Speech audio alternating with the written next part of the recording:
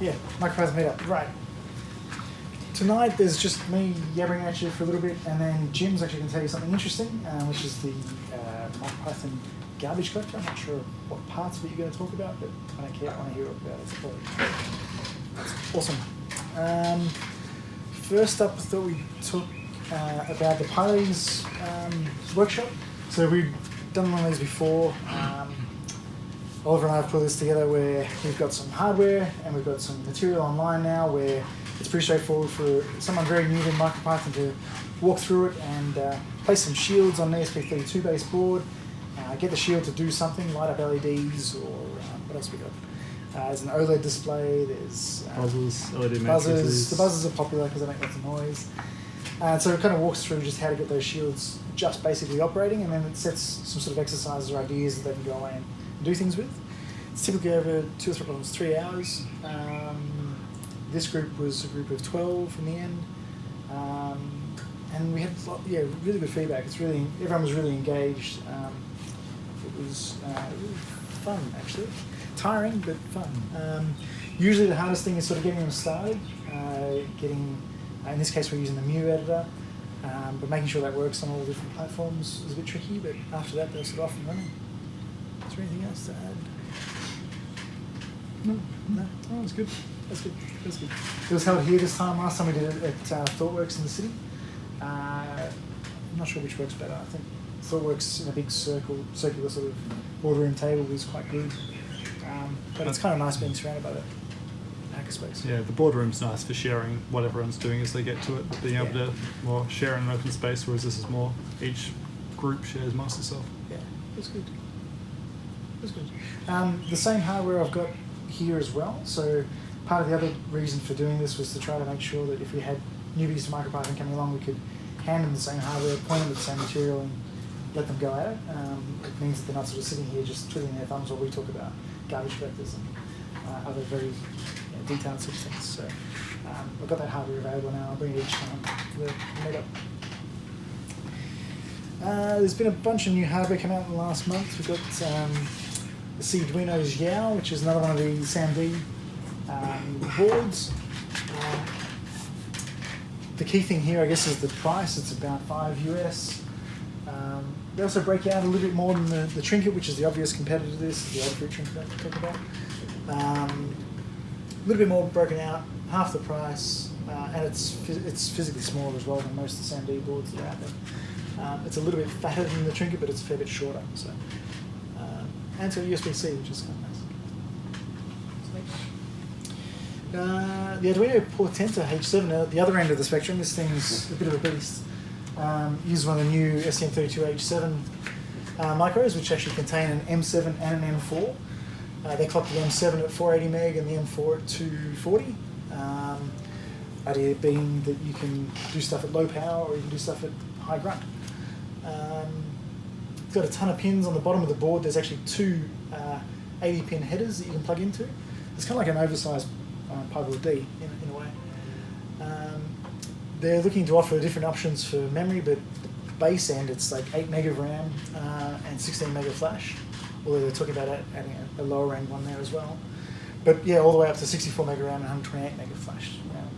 It's not obvious yet what Arduino is going to offer for those, and if you have to buy 1,000 of them to get those options, but yeah, sure. They've also got Wi-Fi and BLE on it, and it comes with an optional carrier board as well, which breaks out gigabit Ethernet, CAN, DisplayPort, a whole bunch of other things. And has LoRa on board on that carrier board, I think.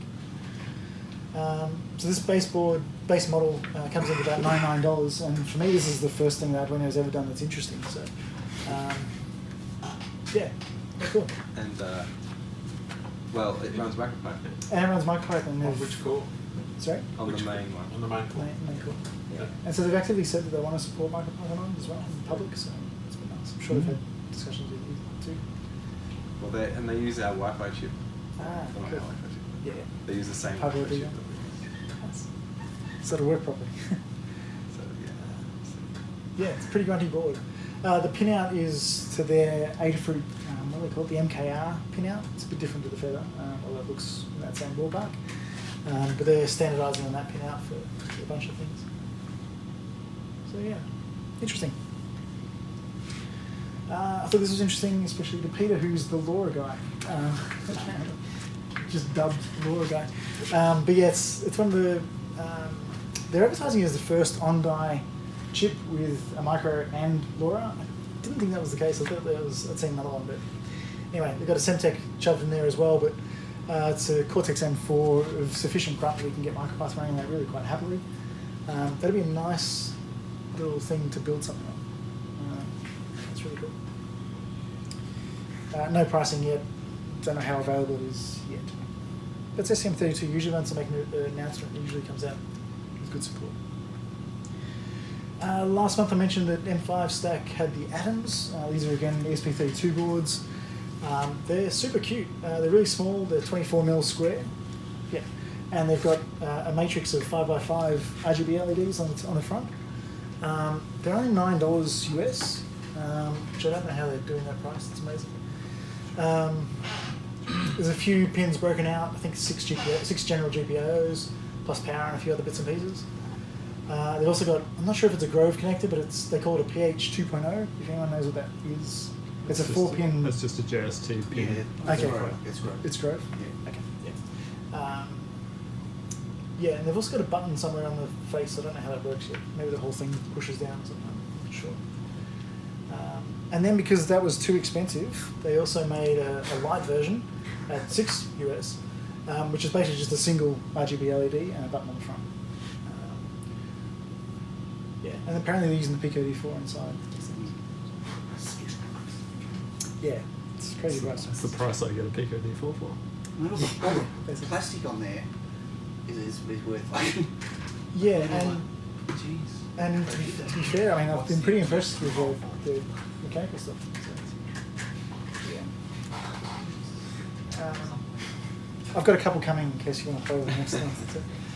The Teensy 4 came out. CircuitPython have a port from Arturo, and Jim, as of I just saw it was like 2 hours ago. You've got a bare bones port, but we're going to build on. So we'll be able to use some form of Python on these things pretty soon. It's fast. It's fast, yeah. 600 meg these boards run at. They're about 6 or 7 times faster than ASP32. Pretty granted. And you can get one of these boards for about 20 US. So. And no radios. No radios. Yeah. But this family of chips are really interesting. They're quite cheap and they're very powerful. So.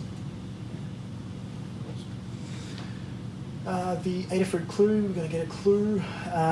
Pinout's compatible with microbit, but they've just got like a buttload of sensors on it. So proximity sensors. Sorry? To be fair, it's their prototype board, so it comes with that. There's an RGB sensor, there's a gesture sensor, there's a microphone, all sorts of stuff on it. It uses an NRF 52480, so you've got BLE on it as well. Good support from MicroPython or CircuitPython, of course. Interesting little board. Yeah. It's 240 by 240, so it's actually pretty high res for the size. No pricing yet. The PartTime Watch. Right, so let me have this out. I got one of the dev kits sent out to me for the PartTime thing. This is a little watch with an NRF 52832 at its core. They've intentionally not glued the developer kits together. But if you peel it open, it reveals a few pins. They've got a programmer. So yeah, I'm hoping to get MicroPython running on this at some point. A little bit awkward because they haven't got a UART broken out. But it's a neat display. It's got pretty good specs, and of course the key thing for this and why it generated so much buzz is they're aiming for a $25 US price point. It's got a heart rate sensor in the back as well. So there's already been a bunch of other ports to this thing now, so they've got the developer community a bit fired up. So a lot of people getting interested in Rust on this and in TinyGo. Yeah, it looks quite interesting. It's way better quality. When you pick it up and have a look at it later, but the mechanical stuff's a lot better than I expected. It's pretty neat. So, yeah, cute. What else we got? The Inkplate 6 is a crowd supply project. These are about $100, I think, from memory. ESP32 powered, 6-inch e-ink display. So it's basically the same. I think it is the same display as the Kindle. 800 by 600 resolutions. Sorry, the display is 800 by 600. They're advertising Arduino and MicroPython support. Looks kind of cool. I want to get one, but Is it touch? it's not touch. It's not a touch screen, but there are a couple of capacity touch buttons on it. How much is it? $100 US. Let's get $20 up. shipping. Sorry? That's what, another $10 shipping? Presumably it's crowd supply, so yeah. But it looks neat. It looks neat. It also looks a bit unfinished as well. So there's no real housing for it. I guess you sort of hang on the. Now you can buy a Kindle for like $9, right? Yeah. Yeah. There's my MicroPython. What else we got? Other news. We haven't got pizzas arriving yet, have we? Not that I'm aware of. Tisham Dar, who some of you might know from PyCon, he's active in the community. He also helped a lot with the FOMOs and putting a lot of them together. He's been working on this little board. If anyone can help out with a driver for, it's a CS5464, which is an energy monitoring driver. It's SPI connected. He's asking for help. I said I'd announce it tonight. So if you guys are excited to give him a hand, please do so. I'll put you in contact with him. And there's been a ton of buzz around the W600s, these really cheap boards. Hackster.io wrote an article about it being a possible ASP8266. Thank you, Ollie. Still good. Yeah, cool. Basically, no one's really displaced the ASP8266 at the sort of low end of the market, and they think that this might do so because it's ARM-based, and they're shipping with MicroPython. So, yeah, I've seen a lot of people link to not just the Hackster.io article, but people who are interested in using that device. I've got a couple of them if you want to play with them. I didn't get a chance to write much of this up, but I'm also seeing a lot of articles linking to AI in small devices, doing things like following around items, doing image recognition in particular, but on microcontrollers. So that's becoming popular. I'll try and put some more of that together next month. And what else we got? Oh, in brief, what we got? Peter, yeah. So Peter gave a presentation a couple months ago on his SOS art installation, and it won People's Choice Award. So yeah, congratulations. Yeah. A follow-up on that, if I may. In my talk, I talked about the problems I had with the servos and burning out. On the second last day, I popped in just to see the exhibition, and once again it had broken, it jammed up, broken. One of the conclusions I came to was when you switch the thing on, servos being a closed loop system has no feedback to the microprocessor to sort of know where it is. So I pulled out the wiper of the potentiometer inside it, and thankfully across the potentiometer was the regulated 3.3 volts from inside the servo. Took that to the A to D on the microprocessor, so at the point of startup I could tell exactly where the servo was at before I initialised the PWM. Mm-hmm. So I can demonstrate that at a future meeting if you like. But so I rewrote my program so at any point I can switch it off, switch it on, and it'll work out where it's at, and then slowly take it home before it starts the whole routine. Hopefully save a few servo motors. Great. Yeah. Interesting exercise. Yeah. But thank you. Yeah. I'm happy to hear it. It's good. What else we got? The FOMO. So for people who are interested in the FOMOs, they've had a huge update in their online documentation. Much easier to read through. So if you want to build stuff with FOMO, go check that out. It was pretty cool. This is an image of that Instructable. Someone's put together a weather station, and they've written quite a lot of detail about how to do it with MicroPython. It's looking really cool. If you're interested, go look. The Odroid, which I've brought in my old one. What are they coming? Hard kernel will make the Odroid Goes, which are the ESP32 based. It's like kind of like a little Game Boy. But they've actually announced an advanced version, which is all Linux based now. So they're actually advertising at a slightly higher price point. They can offer more emulators and that kind of stuff. So at the moment, they're still offering the Odroid Go for $20 cheaper. It's a neat little board if you want to get it for just for ESP32 development kit with a display and with a breakout at the top. It's pretty cool. OpenMV had an update just in the last day. OpenMV are the guys who do the cameras with the algorithms, and they've engaged a guy who's doing a lot of optimization on the algorithms. So basically they're getting like 2 to 4 times improvement on a lot of their algorithms now, which is pretty impressive. Octopus Lab, who I'd never heard of, but they've submitted or basically published an editor, a file editor, so you can edit files through the REPL. There's already another one from Robert. I don't know what Robert's surname is, but HH is his call sign on GitHub. But we've got a couple of text editors now that you can use the REPL, which is useful for quick edits. And finally, there was a forum post about quite cheap STM32H7 boards. You can get them for under $30 now on AliExpress. Super powerful board, so if you're interested in that kind of thing, go for it. There's some links in there. I think that's all I had for you.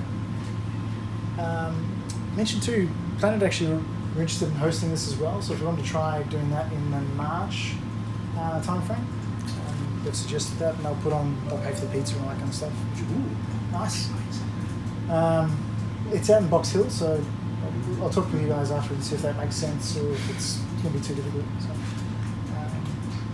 PI do a little mini PyCon thing. PyCon. Yeah, like on Pi Day, 3rd of March. Yeah. Aiming forward, so just do a bunch of things around the place with some extra talk. So they want to do, is it just for March, or are we talking about for an ongoing?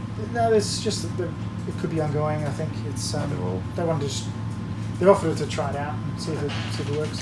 Nice. They acknowledge that Box Hill may be a bit more difficult for people to get out to, but they've got good facilities. I mean, they can use a big open boardroom. Yeah. So there's that. You guys just don't want to have to travel from work to here, though, right? It would help. It's but kind of nice, actually. I didn't think about that. Didn't even cross my mind. they just put up a little poll or something for people whether they prefer Box Hill or prefer Hawthorn. Yeah, I think we should try it out once and see how it goes. I don't know if it makes much of a difference for you, Jim, but I have no idea what Box Hill is. Right. Sydney, it's always a long way. Anyway, I'm competing with the smell of pizza, so we'll wrap that up there. And so Yeah, just on you mentioned the W600. Yeah. Read a couple of days ago, Realtek have got a dual band chip out now. It's available on modules. I think I don't know whether the chip's going to be available. I had a read about this. Yeah. There's some jet modules, and they're saying it's the first low cost dual band by far with ARM. Yeah, right. Is it ARM? Yes. I think so. Oh, okay. Is there a Yeah, See, I was assuming it would be MIPS because Realtek usually use MIPS, but It's $3. Realtek $3, too expensive. 8720DN. It's got 2.4G, 5G dual band wireless plus BLE5 combo module. $3.90. Okay. Sounds great. Remembering.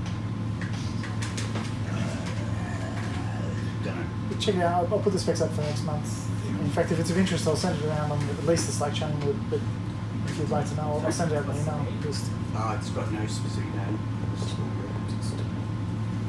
Oh, it's got part number there, hasn't it? Yeah. there was a part number.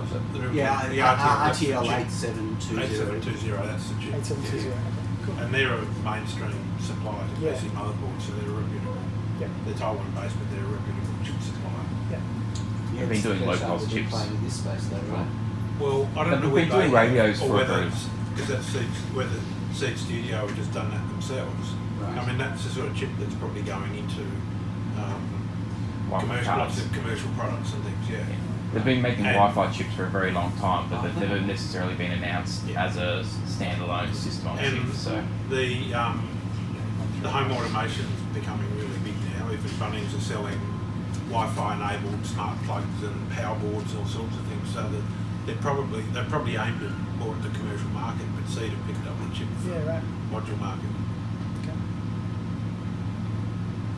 Cool. Well, on that note, let's eat some pizza. Hey? Thank you. Thanks for that. The MCU's called it.